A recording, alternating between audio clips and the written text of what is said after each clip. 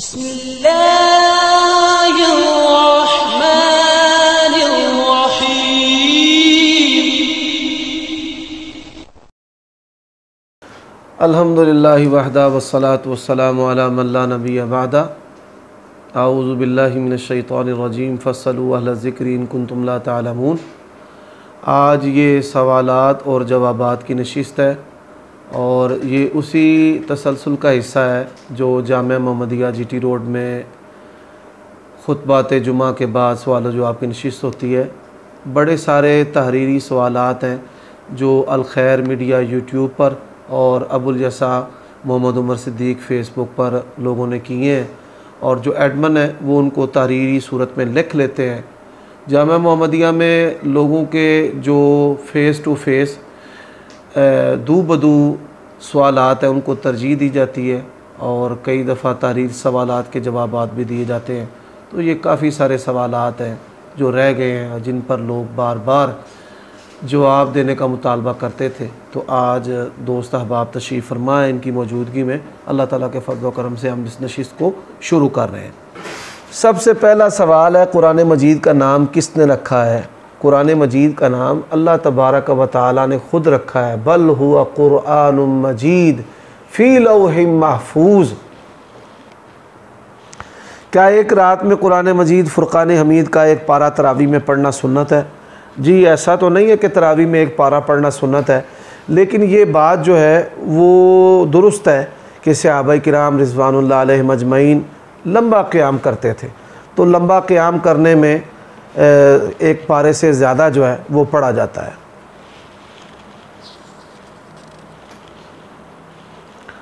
किन औक़ात में नमाज की ममानत है? तुलू, ज़वाल और गुरूब के वक़्त नमाज की ममानत है। इसी तरह नमाज असर के बाद कोई नमाज नहीं है, नवाफिल वग़ैरह रह जाएं जो वो इंसान पढ़ सकता है। लेकिन ऐसा बंदा जिसकी फ़र्ज़ नमाज रह गई है वो इन औक़ात में नमाज पढ़ सकता है। तहियतुल मस्जिद वाला भी नमाज पढ़ सकता है। क्या बाजमात नमाज तरावी अदा करने के बाद वितर छोड़कर सहरी के टाइम नवाफिल अदा कर सकते हैं या सिर्फ 11 रकात ही अदा करनी चाहिए? 11 रकात से ज़्यादा भी अदा कर सकता है। नबी अलैहिस्सलाम से एक सहाबी ने पूछा था रात की नमाज, तो आपने फरमाया 2-2 करके पढ़ता रहे, जब तुझे सुबह होने का डर हो तो एक वितर पढ़ ले। तो मैं भी ऐसे करता हूँ कि 8 रकत जमात के साथ पढ़ लेता हूँ, कभी वितर जमात से पढ़ लेता हूँ तबीयत में अगर गिरानी हो तो, थकावट वगैरह है, और कई दफ़ा फिर छोड़ देता हूँ, ख़ुद पढ़ता हूँ। बेटा जो है वो हाफिज़ हो रहा है, उसको फिर आगे खड़ा कर देते हैं और वो फिर अल्हम्दुलिल्लाह नवाफिल में पढ़ाता है और वितर हम पढ़ लेते हैं। तो ज़्यादा रकात पढ़ी जा सकती हैं, ज़्यादा पढ़ें आप, लेकिन ये जो है ना कि 20 का अदद मसनून है और 40 का अदद मसनून है, ये सारी बनावटी बातें हैं। नबी अलैहिस्सलाम का अक्सर मामूल 11 रकत था, रमज़ान में भी आपने 11 पढ़ाई और सहाबा रमज़ान में 11 पढ़ते थे। सिर्री और जारी नमाज क्या होती है? जिन नमाज़ों में इमाम आहिस्ता क़िराअत करता है, ज़ुहर और असर, ये नमाज़ें सिर्री हैं। सिर्री का माना आहिस्ता पढ़ना। और जिन नमाज़ों में इमाम ऊंची क़िराअत करता है, फ़जर, मग़रिब, इशा, ये जहरी नमाज़ें हैं और जहर का माना है ऊंची आवाज़ से कुरान मजीद की तिलावत करना। इसके बारे में ये है कि तरावी भी जो है वो जारी सिर्री भी हो सकती है? नहीं, तरावी अगर इनफिरादी तौर पर पढ़ेगा तो सिर्री है, लेकिन जमात में क़िराअत करेगा, कुरान मजीद की ऊंची आवाज़ से तिलावत करेगा। जुमे की कितनी सुन्नतें पढ़नी चाहिए? इस हवाले से कई दफ़ा पहले भी बता चुका हूँ कि जो नमाज जुमा के बाद आप 6 रकतों तक सुन्नतें पढ़ सकते हैं। नबी अलैहिस्सलातु वस्सलाम से 6 रकतें पढ़ना, 2 भी पढ़ सकते हैं, 4 भी पढ़ सकते हैं, बेहतर है कि 6 रकतें पढ़ी जाए। क्या सूरत फातिहा के इख्तिताम पर ऊंची आवाज़ में आमीन कहना हदीस की रूह से साबित है? भाई, सही बुखारी में इमाम बुखारी रहमहुल्लाह ने ऊंची आमीन का बाब बांधा है। आमीन बिलजार का, और सहाबा किराम का अमल लेकर आए हैं कि सहाबा किराम इतनी ऊंची आवाज़ से आमीन कहते थे कि जिससे मस्जिद जो है वो गूंज जाती थी। और इस हदीस में भी अल्फाज है, इज़ा अम्मन अल इमाम फ़अम्मिनू, जब इमाम आमीन कहे तो तुम आमीन कहो। और इसी तरह तीसरी हदीस है कि नबी अलैहिस्सलातु वस्सलाम ने नमाज़ पढ़ाते हुए जब फातिहा की तिलावत मुकम्मल की तो आप सल्लल्लाहु अलैहि वसल्लम ने ऊंची आवाज़ से आमीन कही, जिसको सहाबा किराम ने सुना है।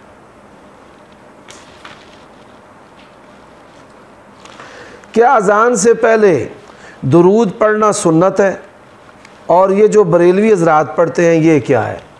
मुरव्वजा जो बरेलवी हमारे भाई अस्सलातु वस्सलामु अलैका या रसूल अल्लाह अज़ान से पढ़ते हैं, ये तो अयूब के दौर में पाकिस्तान के अंदर इसको राइज करवाया गया, फैलाया गया।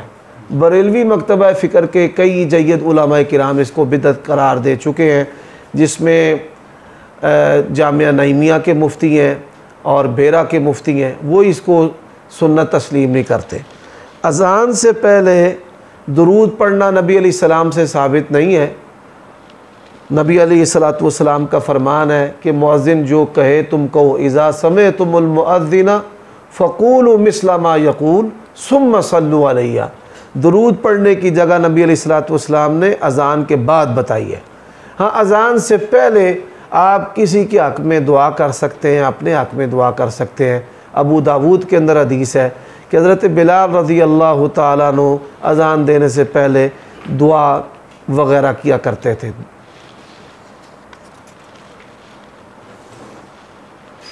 बाज़ लोग सजदा में बाजुओं को ज़मीन पर बिछा लेते हैं, क्या ये दुरुस्त है?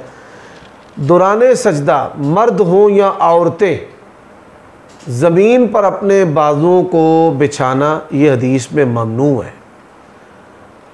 जमात की सूरत में बाजू साथ तो मिल सकते हैं कि दोनों अतराफ़ में नमाजी हैं, लेकिन बाजुओं को ज़मीन पर बिछाना ये ममनू है। इफ्तिराश क़ल्ब, यानी आप जो हैं वो सजदा ऐसे करें कि कुत्ते के बैठने से उसकी तशबीह ना हो। नमाज असर और फजर के बाद सोना कैसा है? नमाज असर और नमाज फजर के बाद सोने की ममानत तो कुरान हदीस में मौजूद नहीं है, लेकिन चूँकि ये वक़्त थोड़ा होता है नमाज असर और मगरिब के दरमियान कि कहीं नमाज से गाफिल ना हो जाए, और इसी तरह नमाज फ़जर के फ़ौरन बाद सो जाना और मुस्तकिल इशराक वगैरह को छोड़ देना, ये भी बेहतर अमल नहीं है। नबी अलैहिस्सलातु वस्सलाम ने इसकी तरगीब दी है, इसको पढ़ना चाहिए, खा कभी कभार पढ़े। पढ़ा सकती है, औरत औरतों की इमामत करा सकती है, वस्त में खड़ी होगी। मुहद्दिसीन ने औरत की इमामत के बाब बांधे हैं। जी, फ़र्ज़ नमाज भी पढ़ा सकती है। मदारिस जो औरतों के हैं वहाँ पे औरतें नमाज़ पढ़ाती हैं। आप देख जी, एक ही सफ़ के अंदर दरमियान में।